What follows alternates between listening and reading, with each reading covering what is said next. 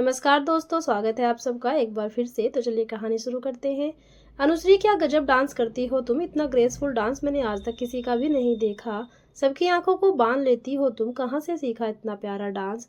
मैं तनु की बात सुनकर मुस्कुराते हुए पद्मा टीचर के बारे में सोचने लगी। वही तो थी जिन्होंने मेरी नन्ही सी उस प्रतिभा को समझा था।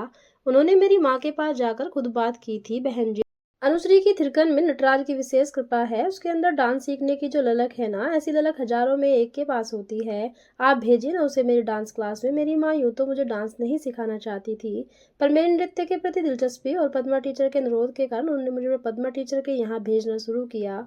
बस उसी दिन के बाद पद्मा टीचर लग गई मुझे गढ़ने में। मैं कुछ सोचते हुए पैरों के घुंघरू खोल ही रही थी कि तनु फिर बोली, कहाँ खो गई, बताना कहाँ सीखा तुमने इतना खूबसूरत डांस।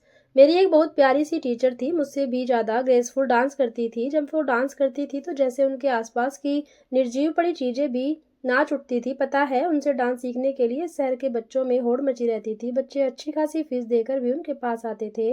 मैं उनकी फेवरेट स्टूडेंट थी, फिर भी मैंने उनकी क्लास बीच में तनु के इस क्यों का मेरे पास लंबा जवाब था। क्योंकि मैं शादीशुदा नहीं थी, इसलिए माँ ने मुझे उनके पास आगे नहीं जाने दिया। वे एक खुले विचारों वाली निडर महिला थी। नृत्य उनके लिए पूजा था। उनकी बातें अत्याधुनिक थी, इसलिए माँ और माँ जैसी अन्य महिलाओं के मन में यह भय था कि कहीं नृत्य के बहाने वे अपने विचारों को भी मेरे अंदर न रोप दे। बस इसलिए मैं उनसे लंबे समय तक डांस नहीं सीख पाई। वाह, जब थोड़े समय में उन्होंने तुम्हें इतना अच्छा सिखा दिया तो तुम अगर उनसे पूरा डांस का प्रशिक्षण ले लेती तो न जाने क्या करती। तनु की बात पर मैं ठहर कर कुछ सोचने लगी और बोली, खैर छोड़ो, घर चलते हैं। आज कुणाल अपने पेरेंट्स के साथ घर आ रहा है। आज पहली बार उसके पेरेंट्स मुझसे मिलेंगे। कहते हुए मैंने अपने घुंघरू बैग में रखे और तेज स्पीड में स्कूटी चलाते हुए हम घर आ गए। घर पहुंचते ही माँ की बड़बड़ाहट शुरू हो गई। 100 बार कहा है इस लड़की से कि समय का ध्यान रखा करो, पर नहीं, ये महारानी डांस के आगे कुछ सोचती नहीं है। तब देखो, डांस डांस और डांस, इसके आगे भी जीवन है, कुछ है कि नहीं। माँ, क्यों बेकार में चिल्ला रही हो। आ तो गई हूं ना मैं। हाँ तो क्या आ गई, सीधे अपनी शादी वाले दिन आती। माँ की नाराजगी मैं अच्छी तरह से समझ रही थी। कुणाल एक अच्छा लड़का था और हमारे हिसाब से उसकी फैमिली भी ठीक ठाक थी। मेरे इस घर की तरह कुणाल के घर में पैसों की कोई कमी नहीं थी और यह रिश्ता खुद हमारे घर चल कर आया था। ऐसे में इतने अच्छे रिश्ते को माँ यूं ही हाथ से कैसे जाने देती। माँ काफी घबराई हुई लगी तो मैं उन्हें बाहों में भरकर बोली, तुम भी ना माँ इतनी घबराई हुई क्यों हो। लड़के वाले आ रहे हैं, कोई शेर थोड़े ही ना आ रहा है। तू एक माँ के मन को क्या समझेगी। जा, अब बातों में देर मत कर, जल्दी से तैयार हो जा, लड़के वाले आते ही होंगे। उनके कहते ही मैं अपने कमरे में जाकर तैयार होने लगी। कुछ ही देर में कुणाल और उसके घर वाले आ गए। दो बड़ी सी टेबल को जोड़कर कम से कम माँ ने 12-13 तरह का नाश्ता लगाया। कुछ औपचारिक बातचीत के बाद मुझे बुलाया गया। कुणाल तो मुझे पहले से ही जानता था। हम दोनों ने एक ही कॉलेज में इंजीनियरिंग की थी। वही एक कॉलेज के डांस परफॉर्मेंस के दौरान उसका मुझ पर दिल आ गया था। पर उसके माता पिता मुझसे और मेरी माँ से और पहली बार मिलने आए थे। देखिए बहन जी, लड़के को लड़की पसंद है तो हमें कोई आपत्ति नहीं। बस आप तो पंडित जी से बात करके आने वाले सबसे पहले लगन में दोनों की शादी का मुहूर्त निकलवा लीजिए। अब तो दोनों का चटमंगनी पट ब्याह हो ही जाना चाहिए। कुणाल की माँ की कही यह बात सुनकर मेरी माँ खुशी से झूम उठी। पापा के जाने बाद माँ के कंधों पर ही तो मेरी और दादी की सारी जिम्मेदारियां थी। लंबे समय तक हमने आर्थिक तंगी झेली थी। मेरी डांस क्लास शुरू होने के बाद माँ को बहुत सहारा मिला था। लेकिन बेटी कब तक घर में रहेगी, एक न एक दिन तो उसके हाथ पीले करने ही होंगे। यही सोचकर माँ इस घर आए। अच्छे रिश्ते को लेकर उत्साहित थी। माँ सबका मुंह मीठा करवाने लगी तो कुणाल की माँ की नजर दीवार पर लगी मेरी नृत्य मुद्रा में खिंची गई फोटो पर गई। उस ओर देखती हुई वे बोली, चलो अच्छा है, शादी के बाद तुम्हें दूसरों को डांस सिखाते हुए अपने पैर नहीं तोड़ने पड़ेंगे। उनकी इस बात पर मैं आश्चर्य से बोली, मतलब आंटी। अरे बेटी, हमारा बेटा अच्छा कमाता है तो फिर तुझे डांस सिखाने की क्या जरूरत, बढ़िया सेठानी बनकर ठाठ से रहना। तभी कुणाल के पिताजी उनकी बात का समर्थन करते हुए बोले, सही बात कह रही हो कुणाल की माँ, हमारी बहू डांस वांस सिखाने जैसे काम करे इसकी जरूरत नहीं है। हमें उन लोगों की मानसिकता देखकर मैं हैरान रह गई। कुणाल भी बिल्कुल मौन बैठा हुआ था, सिर्फ मुस्कुरा रहा था।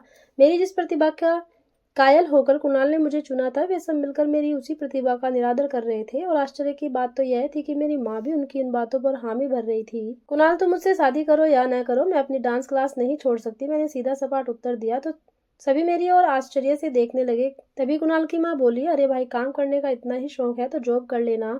तुमने भी तो कुणाल के साथ इंजीनियरिंग की है ना। वैसे जरूरत तो उसकी भी नहीं है, पर तुम्हारा मन है तो कोई प्रतिष्ठित सी नौकरी कर सकती हो। पर यह डांस वांस नहीं, क्या है न समाज में हमारी अच्छी प्रतिष्ठा है। ऐसे में किसी को यह पता चला कि तिवारी परिवार की बहू डांस क्लास चलाती है तो अच्छा नहीं लगेगा ना। उनकी इस बात पर मैं बिना कुछ बोले सीधे वहां से उठकर चली गई। मेरे पीछे पीछे कुणाल आया और बोला, यार जॉब करना है तो करो ना, पर अगर माँ पापा को तुम्हारा डांस सिखाना पसंद नहीं है तो मत सिखाना, विश्वास करो अनु, तुम्हें कभी मेरे घर पर पैसों की कमी नहीं पड़ेगी। कुणाल, मैं डांस सिर्फ पैसों के लिए नहीं सिखाती, यह मेरा शौक है, डांस मेरी आत्मा है, मैं डांस नहीं छोड़ सकती।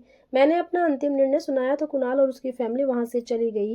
माँ बहुत दिनों तक नाराज रही, घर में लंबे समय तक मौन पसरा रहा। एक दिन माँ ने गुस्से में आकर मेरे घुंघरू बगीचे के पीछे फेंक दिए। मैं उनकी इस नाराजगी से टूट गई। मेरा मन धीरे धीरे बदलने लगा। मैं समझ गई कि लड़कियों को जीवन में कुछ समझौते करने ही पड़ते हैं। मैंने मन ही मन तय किया कि अब जॉब के लिए अप्लाई करूंगी, डांस से दूरी बना लूंगी। माँ ने कितनी मुसीबतों से मुझे बड़ा किया है, उनके लिए यह जीवन उनके हिसाब से ही जीऊंगी। यह सब सोचते हुए मैंने माँ से माफ़ी मांगी और उनसे कह दिया, माँ मेरी कोई जिद नहीं है, अब मैं वही करूंगी जो आप कहेंगी। मेरी इस बात पर माँ की आंखें नम हो गई। उन्होंने मुझे गले लगाते हुए कहा, बेटी, हमारी जो प्रतिभाएं हमारे लिए नासूर बनने लगे, हमें उन्हें छोड़ देना चाहिए। कोई प्रतिभा कभी नासूर भी बन सकती है क्या? मैंने खुद से सवाल किया और मौन हो माँ को सुनने लगी। कुणाल की माँ का फोन आया था, कह रही थी कि अनुश्री का मन बदला क्या? अगर तेरा मन डांस से हट गया हो तो फिर शादी की बात चलाएं। मैं उनकी बात पर हामी भरती हुई बगीचे की ओर चली गई। वहां पड़े घुंघरूओं को उठाकर अपने दुपट्टे से उनकी धूल साफ करती हुई मैं कुछ सोच ही रही थी कि एक ट्रक की आवाज से मेरा ध्यान टूटा। वह ट्रक हमारे घर के सीधे सामने रुका। कुछ ही देर में किसी का सामान उतरने लगा। शायद सामने वाले दुबे अंकल के यहाँ कोई नया किराएदार आया था। उतरने इस सामान में मेरी नजर नटराज की एक जानी पहचानी मूर्ति पर पड़ी तो मैं बाकी सामानों को भी पैनी नजरों से देखने लगी। तबला, हारमोनियम और म्यूजियम सिस्टम देखकर मुझे बहुत कुछ याद आ रहा था कि एक वर्षों पुरानी जानी पहचानी आवाज सुनाई दी, आराम से रखना भाई, यह सालों पुराना कीमती सामान है मेरा। बालों में मुंगेर के फूलों वाला गजरा लगाए, कॉटन की कल्फ लगी हरी साड़ी पहने पद्मा टीचर थी। मैं नंगे पैर ही उनकी ओर दौड़ पड़ी, उनके पैर छूती हुई सीधे उनके गले लग गई। कौन हो बेटी तुम? माफ करना, मैंने तुम्हें नहीं पहचाना। मैं अपने चश्मे को उतार कर अपने पल्लू से साफ करती हुई बोली। मेरी आंखें सजल हो गई। मैं उन्हें एकटक देखती रही। बढ़ती हुई उम्र ने उनके चेहरे की झुर्रियां और बालों की सफेदी बढ़ा दी थी, लेकिन उनके चेहरे का तेज आज भी वैसा ही वैसा था। बड़े से माथे पर चमकती मैरून बड़ी सी बिंदी, नाक में हीरे सी दमकती नग वाली लौंग और कानों में झुमकते छोटे छोटे झुमके उनके सब सामने रंग को सुंदरता दे रहे थे। देर ठहरकर उन्हें देखने के बाद में उनकी हथेली पकड़कर बोली, टीचर, मैं आपकी अनुश्री, याद है आपको हमारे पास आपकी ऊंची फीस देने के पैसे नहीं थे, फिर आपने मुझे कम से कम फीस में बड़ी लगन से नृत्य सिखाया था। अरे हाँ, याद आया। तुझे देखकर मुझे अपना बचपन याद आता था। क्या लचक थी तेरे नृत्य में। उसके बाद भी तेरी माँ ने तेरा डांस सीखना छुड़वा दिया था। जी टीचर, लेकिन जैसे ही मैं बड़ी हुई आपके पास आने का मन हुआ, पर तब तक आप उरे छोड़कर चली गई थी। आप कहाँ थी इतने सालों तक? लखनऊ में एक बड़े स्कूल में डांस टीचर का जॉब मिल गया था, बस वहीं रहकर बच्चों को डांस सिखा रही थी। पर यहाँ तो आपकी डांस क्लास बढ़िया चलती थी, फिर आप लखनऊ क्यों गई? एक स्वतंत्र विचारों वाली महिला का छोटे शहरों में रहना इतना आसान नहीं होता। शादीशुदा न होने के कारण यहाँ की महिलाएं न जाने मुझ पर कैसे कैसे आक्षेप लगाती थी। यहाँ के लोग मेरी कला को समझ ही नहीं सके, इसलिए मैं लखनऊ चली गई। अब पता है, नृत्य के बड़े बड़े सम्मान मेरे नाम है। शाम तक देखना, मेरे आने की खबर सुनकर सारे मीडिया वाले यहीं भागे आएंगे। आप यहाँ किराए के घर पर क्यों रह रहे हैं? मेरा अपना बड़ा सा मकान है, अभी उसे तैयार होने में 1 माह और लग जाएगा। बस तब तक यहाँ हूँ, फिर अपने बंगले में रहूंगी ठाठ से। यह शहर भी देखेगा कि जिसका प्रतिभा का उन्होंने निरादर किया था, उसकी प्रतिभा के बल पर मैंने अपना और अपने एक छोटे से शहर का नाम रोशन कर दिया है। वे हंसते हुए बोली, मेरे सिर पर हाथ फिराती हुई अंदर चली गई। होते होते उनका घर मीडिया वालों से भर गया। तमाम पत्रकार उनकी एक झलक और इंटरव्यू लेने के लिए होड़ लगाने थे। धीरे धीरे उनके आने की खबर पूरे शहर में फैल गई। तमाम संगीत प्रेमी उनके घर आने जाने लगे। जब मेरी माँ को उनकी ख्याति के बारे में पता चला तो वो भी हैरान रह गई। ऐसे ही कुछ दिन बीत गए। यहाँ माँ ने कुणाल से मेरी शादी तय कर दी थी। तभी एक दिन पद्मा टीचर ने मुझे और मेरी माँ को अपने घर बुलाया। माँ पड़ोसी धर्म निभाने के हिसाब से विमन से अपने मेरे साथ घर गई। घर की दीवारों के चारों तरफ सम्मान पत्र लगे थे। बड़ी बड़ी अभिनेत्रियों के साथ लगी उनकी तस्वीरों की कामयाबी साफ बयां कर रही थी। उनके आगे पीछे नौकर घूम रहे थे। इतनी बड़ी हस्ती होने के बावजूद वे हमसे बड़ी विनम्रता से मिली। माँ उनकी आत्मीयता देखकर गदगद हो गई। कुछ औपचारिकताओं के बाद वे सीधे सवाल पर आई, नुसरी, फिर तुमने आगे डांस करना जारी रखा कि नहीं? उनके इस सवाल पर मौन हो गई तो माँ बोली, जी बहुत बड़ी डांस क्लास चलती थी इसकी, लेकिन अब अनु की शादी होने वाली है, इसलिए अब इसका डांस में मन नहीं है। जी आप गलत कह रही हैं। जिसका मन नृत्य में एक बार रम गया, उसका फिर और किसी चीज में मन नहीं रमता। दुनिया चाहे एक नृत्य प्रेमी के पैरों में कितनी ही जंजीरें क्यों न बांध दे, पर जब ताल और थाप की ध्वनियां उसके कानों में पड़ती हैं तो उसके पैर की सारी जंजीरें टूट जाती हैं। देखिए टीचर, आप मेरी बेटी को फिर से न बहकाइए। इसके बचपन में मेरी ही गलती थी जो मैंने इसे आपके पास भेजा। बचपन में बोया आपका यह बीज अब दरख्त बनकर हमारे जमीन खोखली कर रहा था। जैसे तैसे हमने उस दख्त को उखाड़ा है। अब कृपया करके इसके मन में वह बीज फिर से न बोए। यह कहती हुई माँ मुझे वहां से ले आई। पूरे दिन माँ बेचैन रही। रात भर माँ करवट बदलती रही। पद्मा टीचर ने आज जो सम्मान कमाया था, रह रहकर वह उन्हें परेशान कर रहा था। दूसरे दिन कुणाल के घर वालों को आना था। उसी रोज पद्मा टीचर को अपने दूसरे मकान में शिफ्ट होना था। दोपहर पद्मा टीचर वहां से चली गई। जाते हुए वे खत घर आकर दादी को दे गई। माँ कुणाल और उसके घर वालों के स्वागत की तैयारियों में व्यस्त थी। कभी वे चाय के नए कप निकालती तो कभी वे सोफे पर नए कवर बिछाती थी। रसोई में जाकर वे खाने पीने की तैयारी करने लगी तो मैंने उनका हाथ बटाने लगी। महिलाओं की अगर नारी हक की बात करना छोड़ देंगे तो कौन आगे बढ़कर उनके हक की बात करेगा। बिटिया को ब्याने तक ही माँ की जिम्मेदारी होती है क्या। किसी भी प्रतिभा का दरखत कभी भी किसी जमीन को खोखला नहीं करता। कितना भी उखाड़ कर फेंक दो, उसकी जड़ें नहीं उखड़ा करती, वे बार बार निकल आती हैं। अगर ब्याह के बाद अनुश्री की जड़ें फिर फूट पड़ी तो आप लोग क्या करोगी। दादी अपने हाथ में पकड़े पद्मा टीचर की लिखी चिट्ठी पढ़ने जा रही थी।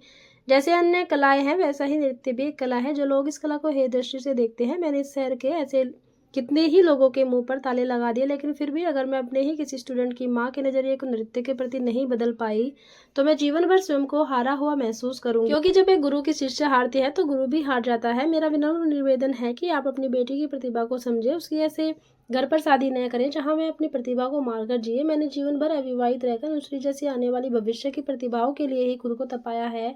मेरा त्याग जाया न जाए। वैसे मेरा आप सबके जीवन में हस्तक्षेप करने का कोई हक नहीं, पर अनु की एक सहेली तनु ने जब मुझे उसके बारे में सब बताया तो मैं यह खत लिखने में खुद को नहीं रोक पाई। यदि मेरी लिखी कोई बात आपको गलत लगी हो तो मुझे क्षमा कर दे। यदि मेरी लिखी एक बात भी आपको सही लगी हो तो इस रिश्ते के लिए बिना किसी संकोच के ना कहें।